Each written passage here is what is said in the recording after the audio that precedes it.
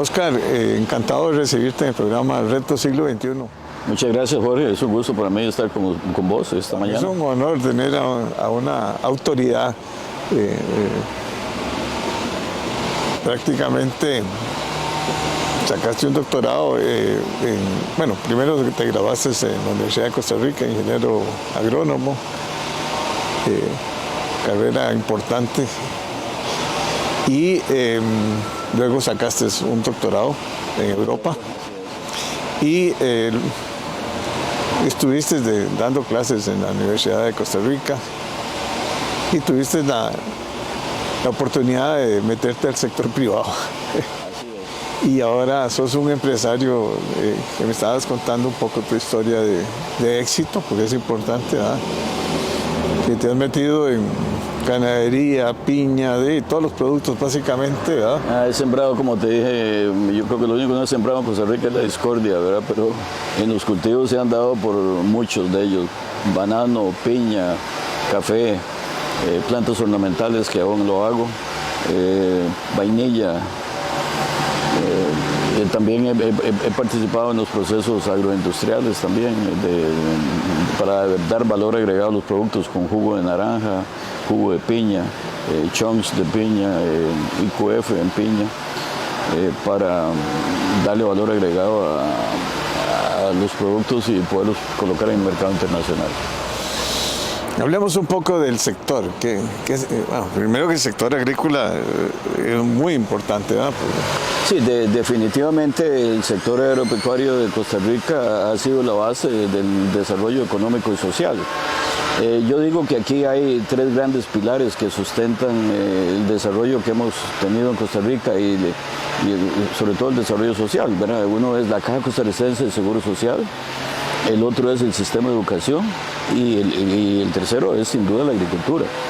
Hemos hecho agricultura durante los últimos 200 años de vida independiente y gracias a que en Costa Rica no habían grandes poblaciones de indígenas, no ocurrió el fenómeno que ha ocurrido en otros países cercanos en Centroamérica y México incluso, en donde se formaron grandes latifundios aprovechando una mano de obra autóctona que había en la época, y que esos grandes latifundios dieron origen a un desarrollo social un poco diferente del que tenemos en Costa Rica, en donde prevaleció la pequeña propiedad, sin latifundios y cada quien trabajando en su pequeña finquita, haciendo lo propio, y con mucho apoyo de unos para otros.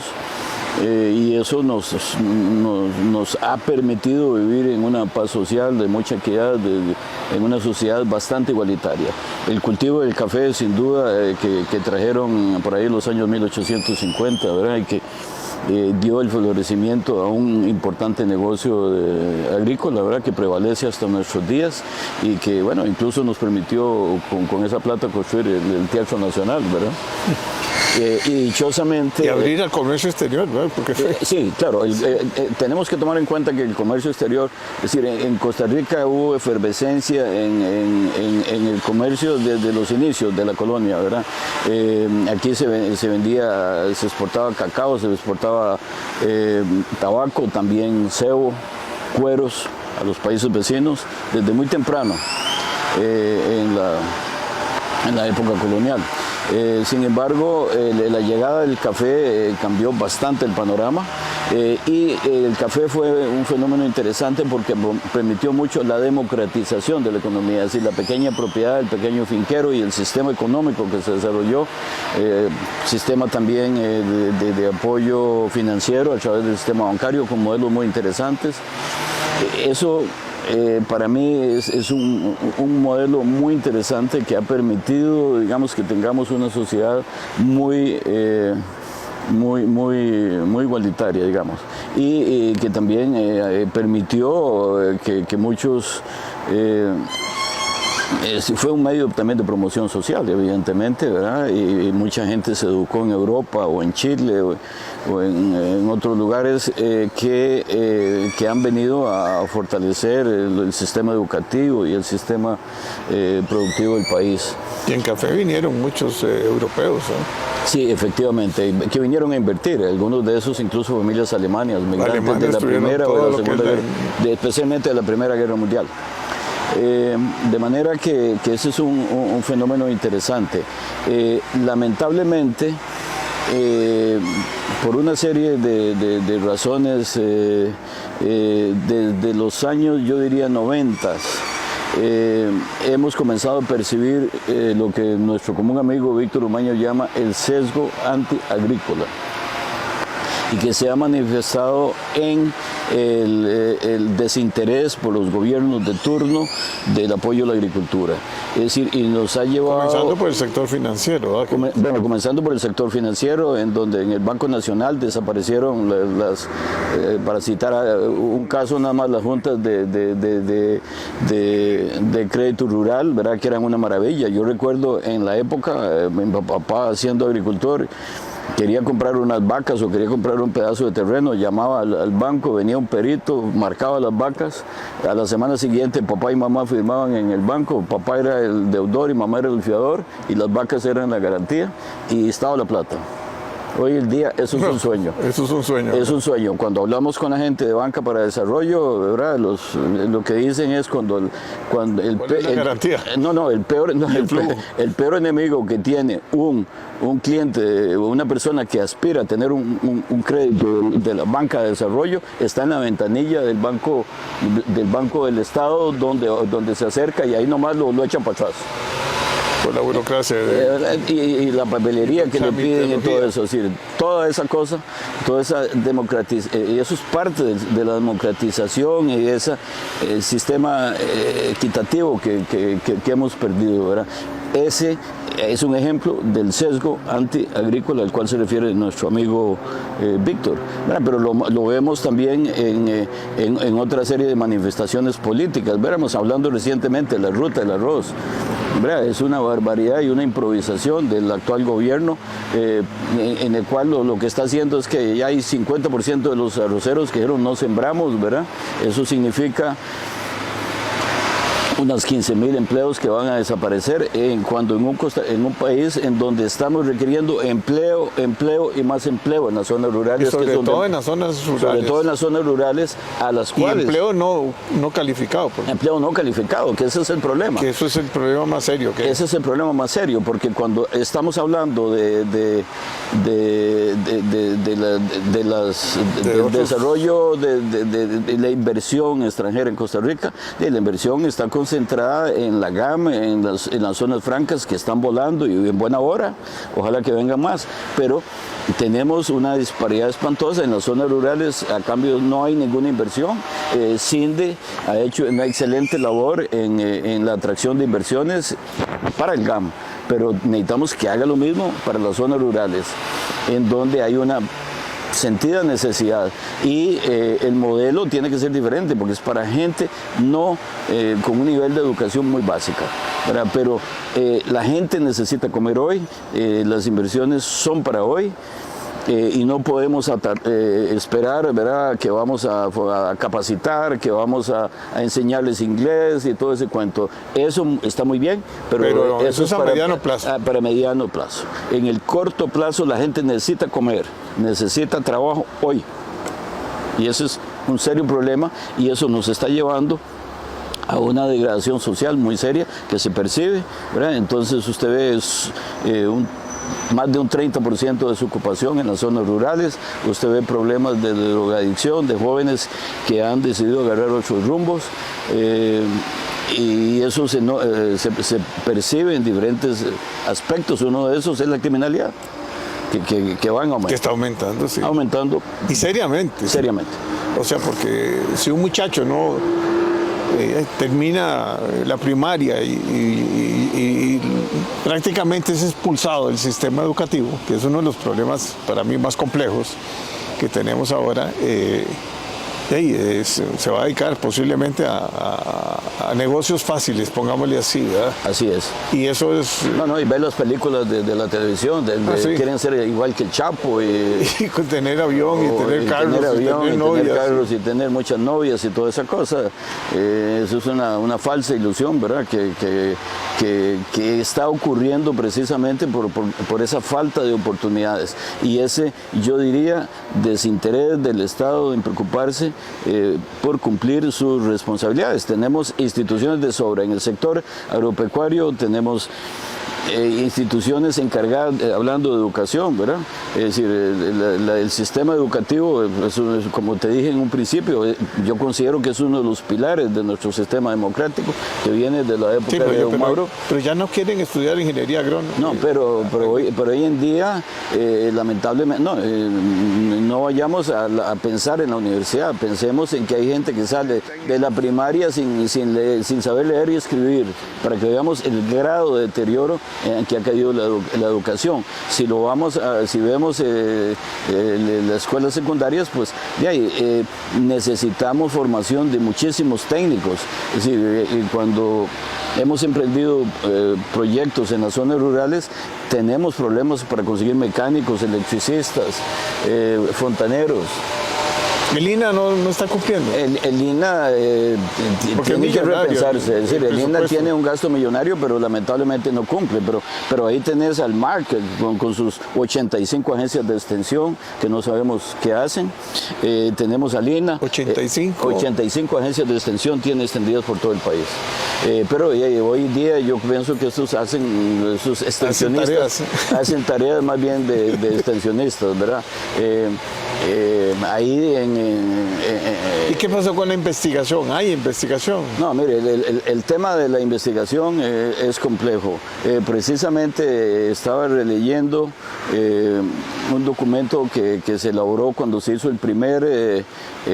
cuando se creó el Ministerio de Ciencia y Tecnología, que fue precisamente en el gobierno de mi tocayo Óscar Arias, con Rodrigo Zeledón como primer ministro. Ahí yo colaboré con Rodrigo y un grupo muy importante de gente a crear el Plan Nacional de Ciencia y Tecnología. Pero cuando yo leo eso y veo lo que está pasando ahora, veo que es decir, algo hemos hecho mal porque no ha pasado nada. Es decir, la ciencia y la tecnología más bien se le ha restado importancia a nivel país. Casi 0.35 a nivel país y la OCDE tiene el 2.9. Bueno, Israel está casi en el 5%, ¿verdad? Israel. Países realmente de avanzada. Entonces, definitivamente, es decir, para dar el paso que necesitamos, hablando particularmente de la agricultura, necesitamos un fortalecimiento muy fuerte del componente de ciencia y tecnología. ¿Para qué? Para levantar nuestra productividad, para ser competitivos en los mercados internacionales, para agregar valor a nuestros productos de exportación. Pero todo eso requiere un gran compromiso nacional. Las instituciones académicas en este país tienen el 80% de la infraestructura para hacer investigación y tienen gente muy calificada. Pero desgraciadamente ese mecanismo de triple hélice del cual tanto se habla, empresa privada, sector académico y Estado, no funciona. Es decir, entonces algo hemos hecho mal, hay que salirse de la caja y hay que repensar el sistema. Pero si no ponemos a andar esos componentes, nunca vamos a progresar. Pero hay grandes adelantos. Yo conozco agricultores, bueno, usted es uno de los modelos, pero básicamente son la iniciativa privada, sí, Jorge, con drones y trabajando con... Bueno, ahí vamos al punto.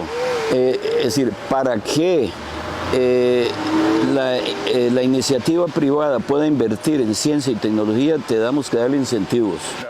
Si usted ve el despegue... Déjeme poner un ejemplo. Cuando se crearon el sistema cuando hicimos esa transformación que ocurrió en los años 80, en el cual se hizo un plan agresivo de incremento de exportaciones y el desarrollo de productos no tradicionales, se hizo con estímulos al sector privado para que invirtieran en eso. Vinieron inversionistas extranjeros, hubo costarricenses que invirtieron. Es decir, ¿A qué agricultor vas a convencer? Primero están mal de plata porque estamos en crisis. Ante esta incertidumbre, cuando no existe un plan nacional agropecuario. No sabemos para dónde va el gobierno y cuáles son las directrices. Entonces, sencillamente, ante la incertidumbre, la gente dice, machete en tu vaina. Ese es un punto. Pero la única manera de que logremos que esta cosa arranque es creando estímulos como los que se crearon en esa época, como los que se le ha dado al sector turismo también. Tienen que haber estímulos y tienen que haber reglas claras, tiene que haber un plan nacional de desarrollo agropecuario que estimule entonces a costarricenses y a inversionistas extranjeros a venir a invertir en las zonas rurales. Eso hay que darlo, y yo no veo ningún entusiasmo a nivel gobierno, ¿verdad?, en donde se dispara para todo lado. Entonces, ¿podrá venir del sector académico? No estoy seguro si ellos tendrán la capacidad de liderarlo o si van a quedar ahí sencillamente ocupándose de su actividad fundamental, que es la enseñanza, ¿verdad? Pero ese es un elemento fundamental que tenemos que repensar como país para que esto arranque. Porque hoy en día los grandes desarrollos que ocurren en todas partes del mundo en agricultura están sustentados fuertemente en ciencia y tecnología. Pero para eso se requieren estímulos, se requieren créditos blandos, se requieren créditos no reembolsables, se requieren organizaciones de apoyo a la investigación, se requieren transferencia de tecnología. Aquí teóricamente existe todo un sistema, pues no funciona. Todo está como separado y divorciado. Y no hay una cabeza. Bueno, es que si usted se supone que es el ministro. Bueno, es que si hablamos de la organización del Ministerio de Agricultura, bueno, lo dijo el exministro de Agricultura, don Renato Alvarado, no hace mucho tiempo, que el Ministerio de Agricultura era una federación de feudos, era compuestas por 11 instituciones plagadas de duplicaciones, ¿verdad? Que algunas no se hablan entre sí, van cada una por su lado, son un fin en sí mismo y no se preocupan no tienen en su eje la preocupación central, que es el apoyo al agricultor y al productor. Son un fin en sí mismo, plagadas de duplicaciones. Dicen que lo único que no se duplica ahí son relaciones internacionales, archivo, hay archivos, relaciones internacionales y algún otro por ahí. Todo lo demás son duplicaciones. Entonces, definitivamente, la estructura del sector agropecuario hay que hacerle una cirugía mayor. Hay que hacerle una cirugía mayor para que se modernice, para que se actualice y para que todos estos son órganos desconcentrados con su propia... Algunos tienen su propia junta directiva, tienen su departamento legal, tienen su departamento de auditoría y todo. Todo eso se duplica en todo lado. Entonces, ahí nomás, ¿verdad? Y eso es solo un ejemplo. Yo creo que igual ocurre en otras instituciones, ¿verdad? Entonces, la reforma del Estado como un todo es un elemento fundamental que tenemos que atacar en este país y que nos está carcomiendo. Pero hacerlo más eficiente, más competitivo, donde la gente es correcto, de verdad se concentre. Pero esta situación nos está carcomiendo y nos está costando el ojo de la cara, ¿verdad? Y entonces todo eso tenemos que pagarlo los pagadores de impuestos. En este momento nosotros pagamos un 58.2% en impuestos. Eso es una barbaridad. Y más de la mitad se va en impuestos, ¿no? Así es el principal socio en los negocios. Y ¿cómo se llama? ¿Habrá voluntad política? Yo diría que en este momento no la veo, honestamente. Esa voluntad política habrá que forzarla. Pero esto viene también de hace como muchos años, no es una cuestión como te dije antes, el sesgo antiagrícola al que muy bien se ha referido don Víctor Umaña es algo que viene de los años 90, yo diría, ¿verdad? Para ser conservador, o sea que andamos ya con 30 años. 30 años. Sí, así es. de abandono prácticamente. Sí, Porque ahora, CINDE tampoco es el que va a Bueno, liderar. Lo que puede CINDE es hacer un poco de atracción de inversión, pero es muy complicado. Es que, Jorge, CINDE tiene una misión que ha cumplido, y la ha hecho que muy es la bien. atracción de inversiones para las zonas francas, y lo ha hecho muy bien. Pero se ha quedado por fuera el apoyo al desarrollo en las zonas rurales. Pero para esto también no se hace chocolate sin cacao. Es decir, CINDE tiene recursos limitados también, ¿verdad? Sí, es una institución modelo y pequeña. Y pequeña. Entonces, yo soy asociado ahí a la Junta. No podemos pensar en que CINDE resuelva todo en este país, ¿verdad? Entonces, ¿qué está haciendo de todo el aparato estatal? Yo me acuerdo cuando precisamente se formó CINDE, que estaba Juan Rafael Lizano también ahí entre los primeros. Había recursos para investigación y ahí comenzaron a sembrarse flores. Sí, claro. Además se hizo un banco, era el PIC, no sé, me acuerdo que es. Hubo una financiera. Un fondo, digamos, de capital de riesgo. Sí. Y comenzaron a sembrar. Se crearon los CATs en ese tiempo también. Y se hicieron, un estímulo realmente importante. Sí. No, esa época, yo participé en el CAP ahí, que era la parte agropecuaria de CINDE, y estuve colaborando bastante con ellos en esa época, y para mí fue una época muy importante, pero hay que pensar que en esa época, digamos, se recibieron recursos muy importantes del gobierno norteamericano, ¿verdad? Con esa plata se creó... Con la plata de la AID.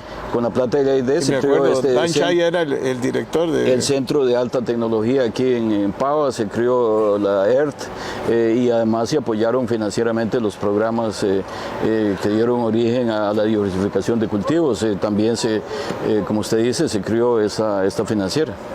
Y esa financiera la manejaba, me acuerdo que William Hayden, creo que fue el primer gerente. El primer gerente. Pero como vos decís, ahí se comenzó realmente a estimular al sector agropecuario. Sí, ese boom o ese empuje de la diversificación de cultivos. Pero ya se acabó los recursos, se acabó el estímulo, se acabó todo. Sí, por una parte, y por la otra vino la ley FODEA, creando toda esta maraña que dio pie o base legal para la creación de toda esta maraña de instituciones en que está compuesto hoy el Ministerio de Agricultura, y que lo tiene totalmente maniado. Y además hay inamovilidad. Me imagino que la parte humana, hay gente muy importante y con mucha experiencia, pero ya perdió mucho de su motivación, ¿verdad? Bueno, el tema es lo siguiente: hay mucha gente muy capacitada, muchos de esos se están pensionando, las plazas no se están renovando por asuntos de la ley esta fiscal. Entonces, son instituciones que están ahí vegetando y cerrándose de alguna manera, ¿verdad? Yo pienso que hay que repensar. Si uno ve modelos exitosos que en Costa Rica han funcionado, usted ve el modelo café, usted ve el modelo caña, el modelo banano, ¿verdad? Con Corbana. Algunas cooperativas han sido muy exitosas, ¿verdad? Ese modelo ha funcionado en algunas cooperativas. La Dos Pinos es un ejemplo, que ojalá tuviéramos 10 Dos Pinos en Costa Rica. Y así ves algunos casos, y ves también otros casos de fracaso, ¿verdad? Pero ese modelo a la larga hay que estimularlo, es decir, de esa combinación en la cual el Estado participa, pero la actividad privada puede actuar. Últimamente le han venido metiendo mucho todas estas leyes de control financiero del Estado, y todo eso lo han complicado. Un caso es Corbana. Pero al fin de cuentas yo pienso que son los modelos que están funcionando, y son gente que sí, pueden conseguir alguna plata para hacer investigación, ¿verdad? Y usted los ve haciendo innovación, tienen algunos agrónomos, por ejemplo, en banano o en caña haciendo investigación, ¿verdad? Pero no en el... Piña se ha hecho mucho, pero en el sector privado. Sí, pero en Piña es un modelo muy particular. En Piña tenemos que decir que la Universidad de La Piña es del Monte. Del Monte invirtió en los años 80 en el sur de Costa Rica, cuando nadie apostaba a esto, $85 millones. Y Del Monte sigue invirtiendo en Costa Rica por lo menos 5 o 10 millones de dólares en investigación.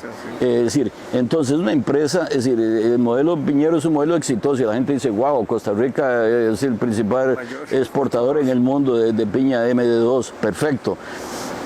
Pero hay que ver cómo se creó ese modelo. Ese modelo no se creó en el Ministerio de Agricultura, se creó en una empresa privada que tuvo la visión y la capacidad de invertir esas cantidades de... Y que sigue, sí, había un gran que se llama Jack Lowe, y que siguen, que se llamaba porque murió, pero y que siguen invirtiendo. ¿Verdad? Entonces, y usted lo ve también el modelo banano. El modelo banano, solo Corbana, a través de los centavitos que dejan los productores por concepto de exportación, invierte alrededor de 7 millones de dólares. Pero además de eso, y con eso mantiene un centro de investigación, hace lobby político, hace marketing en el exterior, pero además de eso, las compañías individualmente también se rascan la bolsa e invierten. Es decir, yo diría que en este país, en investigación, en bananos se invierten unos 15 millones de dólares, así rough, así nomás. Pero no es el gobierno. Pero no, eso está totalmente fuera del gobierno. Entonces, bueno, deberíamos propiciar a la larga esos modelos en otros cultivos que yo llamo huérfanos, ¿verdad? Pero si seguimos por la misma ruta, ¿verdad? Y pensando en que las cosas van a cambiar, no pasa nada. Algo hemos hecho mal. Y si usted ve lo que se fundó, lo que dijo Rodrigo Celedón en los años 80, en el periodo, su periodo de gobierno 86-90, cuando fue el primer ministro de Ciencia y Tecnología, y lo que ha pasado hoy, más bien hemos retrocedido. Entonces, algo hemos hecho mal y eso tiene que cambiar.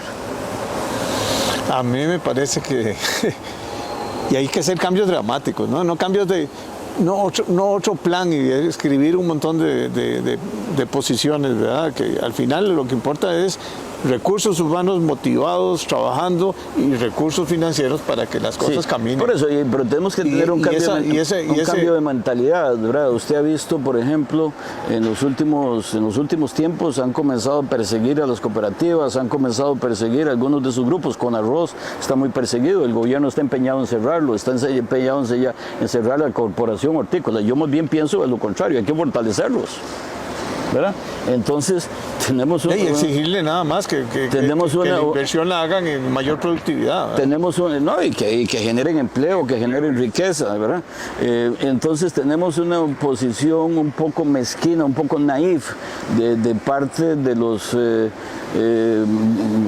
gente que toma decisiones políticas, ¿verdad? Y que nos tienen en la incertidumbre. Bueno, Oscar, yo creo que vamos a tener que volvernos a ver, porque este problema del sector agrícola y agropecuario es también, porque estamos entrabados.